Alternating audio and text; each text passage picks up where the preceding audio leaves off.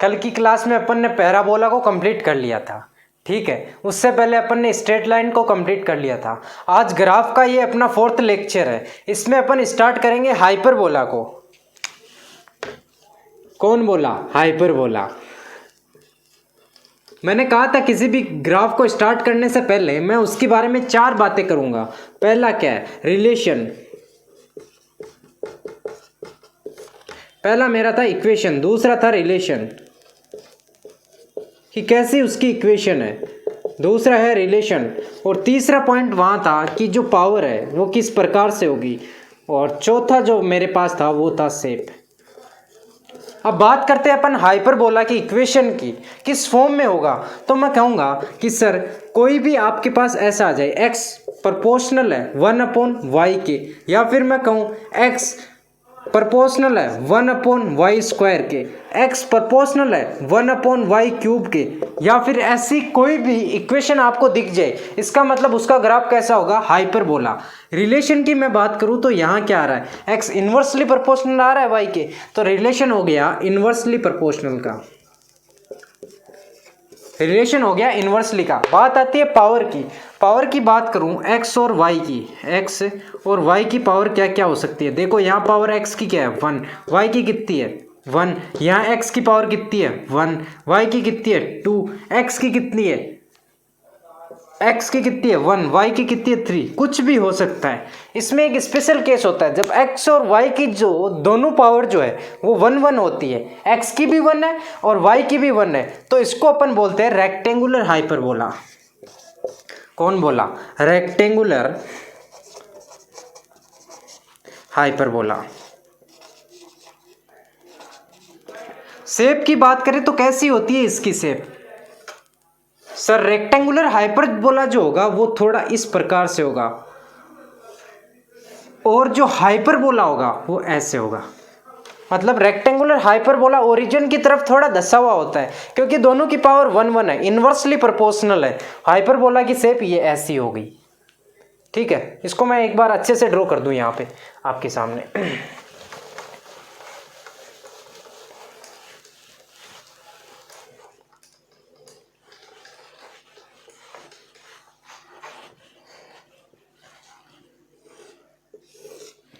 यदि x और y दोनों की पावर जो है वो 1 1 है, तो जो हाइपरबोला बनेगा वो अंदर की तरफ धसा हुआ होगा, और उसको बोलेंगे रेक्टेंगुलर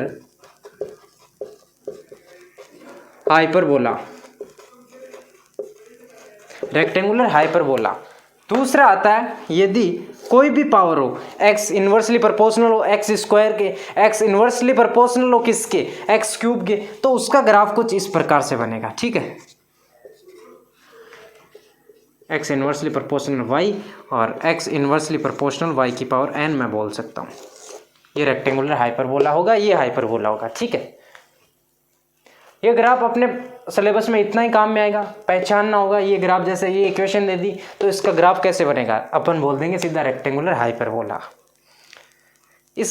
इस ग्राफ में अपन ने क्या क्या देखा? हाइपरबोला में अपन ने क्या क्या चीज़ें पढ़ी? हाइपरबोला में अपने पढ़ी इक्वेशन। इक्वेशन कैसे आई थी? x inversely proportional y, x inversely proportional to y square, ऐसे करके इक्वेशन आई।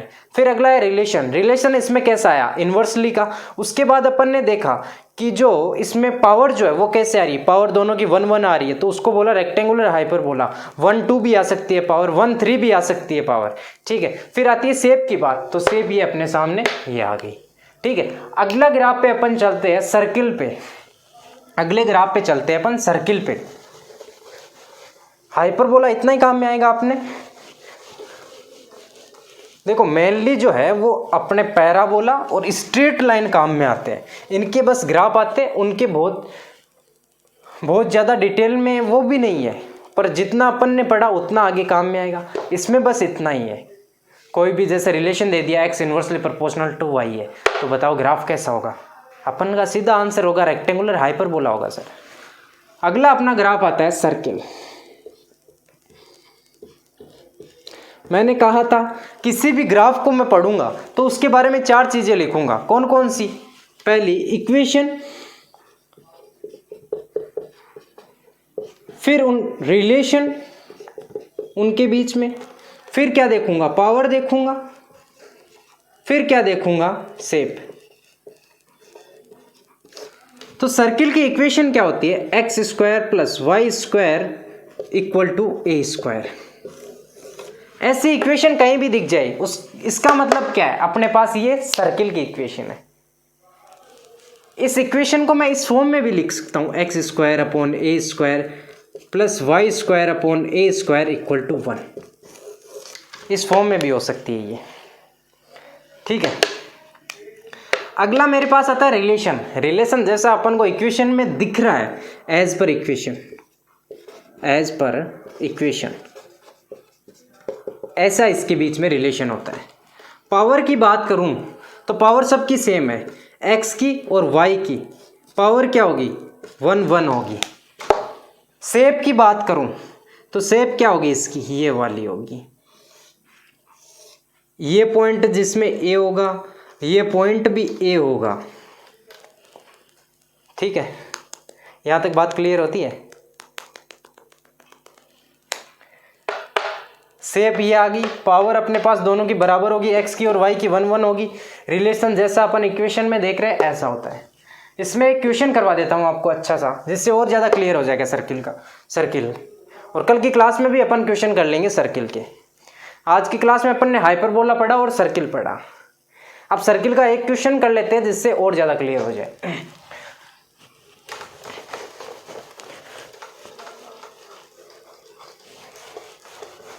अपन को दिया हुआ है x equal to,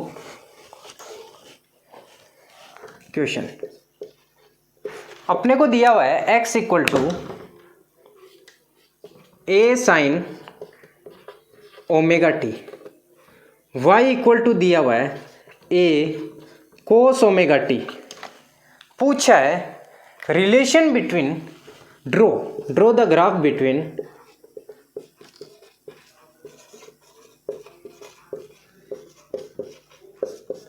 x and y। कैसा बनेगा x और y के बीच में जो ग्राफ बनेगा वो कैसा बनेगा। अपन को ये क्वेश्चन दे दिया, अब क्या अप्रोच रहेगी अपनी। तो अपने को अभी तो ये किसी फॉर्म में नहीं दिखाई दे रहा, तो मैं क्या करूंगा, दोनों इक्वेशन का स्क्वायर कर दूंगा। जैसे इसका इधर भी स्क्वायर कर दिया, इधर भी कर दिया, इधर भी कर दिया, इधर भी कर दिया। तो जब मैंने स्क्वायर किया तो मेरे पास पहली इक्वेशन जो है वो निकल के आती है, x square equal to a square sine square omega t. दूसरी इक्वेशन आती है y square equal to a square cos square omega t. मैं इस ए स्क्वायर को यहां से ले जाके एक्स स्क्वायर के नीचे लिख दूं, इस ए स्क्वायर को वाई स्क्वायर के नीचे लिख दूं, ठीक है। अब इन दोनों को ऐड कर दूं, तो क्या आएगा, x square upon a square plus y square upon a square equal to sine square omega t plus cos square omega t. Trigonometry में ये रिलेशन अपन ने देखा था, sine square omega t plus cos square omega t होता है, कोई भी हो। ओमेगा टी मतलब यहाँ थीटा में मानो, sine square theta plus cos square theta equal to क्या होता है, 1 होता है। Sine square theta plus cos square theta equal to 1, ये आइडेंटिटी अपन ने यहाँ लगाई। तो अपने पास क्या निकल के आता है, यहाँ से आता है x square upon a square plus y square upon a square equal to 1 आता है। तो यहाँ से कंफर्म हो गया कि अपने पास जो ग्राफ आ रहा है वो कैसा आ रहा है, सर्किल आ रहा है। ऐसा ग्राफ अपने पास आ रहा है।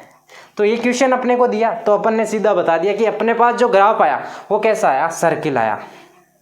अपन को 2 इक्वेशन दे दी, उनके बीच में क्या पूछा, रिलेशन पूछा, तो अपन ने बता दिया। एक बार मैं तुरंत दोनों ग्राफ जो अपन ने पढ़े आज, क्या क्या पढ़ा, हाइपरबोला और सर्किल, उन दोनों को कंपैरिजन करवा देता हूँ एक बार, जिससे क्लास के लास्ट में और क्लियर हो जाए, एक बार और आप समझ सको। देखो मेरे पास था, एक तो था हाइपरबोला, दूसरा था सर्किल। मैं 4 बातें करता हूँ, कोई भी मेरे पास ग्राफ आता है मैं 4 बातें करता हूँ। पहली किसकी बात करता हूँ, पहली बात करता हूँ मैं इक्वेशन की। तो इसमें इक्वेशन होती है कुछ इस प्रकार की, वाई स्क्वायर वाई क्यूब, इस प्रकार की। इसमें इक्वेशन होती है x square plus y square equal to a square, ठीक है। यहाँ पे बात करता हूँ रिलेशन। इसमें रिलेशन होता है इनवर्सली। इसमें जो रिलेशन होता है वो कैसा होता है, इसमें जो रिलेशन होता है जैसा अपने को इक्वेशन में दिखाई देता है, एज पर इक्वेशन। ठीक है, ये 2 पॉइंट क्लियर होते हैं। अगला पॉइंट आता है अपने पास पावर। तो पावर x की और y की कैसी कैसी हो सकती है, 1 1 हो सकती है। इसको अपन ने बोला रेक्टेंगुलर हाइपरबोला, 1 2 हो सकती है, 1 3 हो सकती है, कुछ भी हो सकती है। यहाँ पर x और y की पावर जो होगी वो 1 1 होगी। लास्ट बात करता हूँ मैं फोर्थ ग्राफ के बारे में। तो ग्राफ जो है इसमें रेक्टेंगुलर हाइपरबोला बनेगा तो वो कुछ ओरिजिन की तरफ धसा हुआ होगा ज़्यादा। वो सिंपल हाइपरबोला जैसे इसका बनेगा वो हाइपरबोला बनेगा, वो इस प्रकार से बनेगा। ऐसा ग्राफ यहाँ बनता है इन्वर्सली का। इन्वर्सली का आप मतलब समझ सकते हो, जब y इंक्रीज होगा तो x डिक्रीज होगा, x इंक्रीज हो रहा है तो y डिक्रीज हो रहा है। यहाँ दिखाई दे रहा है इस ग्राफ में, ये y एक्सिस है और ये x एक्सिस है। तो ये क्या कर रहा हूँ मैं, देखो x को मैं क्या कर रहा हूँ, बढ़ा रहा हूँ, इधर से इधर जा रहा हूँ। तो y की वैल्यू जो है वो डिक्रीज होती जा रही है। मान लो यहाँ y की वैल्यू 4 थी, वो डिक्रीज होती होती होती होती यहाँ 1 तक पहुँच गई। ठीक है, ये यहाँ बताना चाह रहा हूँ। इसमें जो ग्राफ आता है वो कैसा आता है, ये सर्किल आता है इसमें, जिसमें ये पॉइंट भी a होता है, ये पॉइंट भी a होता है। पूछे आपको रेडियस ऑफ सर्किल, ये इक्वेशन दे दी और पूछे रेडियस ऑफ सर्किल क्या होगी, रेडियस क्या होगी, तो अपन क्या करेंगे, सीधा जो ये वैल्यू आएगी a स्क्वायर, इसका रूट कर देंगे, रूट और a स्क्वायर, यहाँ से निकल के आ गया a, जो अपने को इस ग्राफ में दिखाई दे रही है कि ये जो है अपने पास रेडियस है। ठीक है, तो आज की क्लास में इतना ही करेंगे। कल की क्लास में इलिप्स कर लेंगे, इलिप्स के बाद में एक्सपोनेंशियल कर लेंगे। ठीक है, और फिर कुछ एक क्वेश्चन जो बचेंगे वो कवर कर लेंगे। तो यहाँ पे अपना फिर ग्राफ जो है वो कंप्लीट हो जाएगा। उसके बाद में अपन देखेंगे इसके क्वेश्चंस करें या फिर यूनिट एंड डायमेंशन स्टार्ट करें, जैसा आपका रिस्पॉन्स रहेगा उसके हिसाब से देखेंगे। Thank you.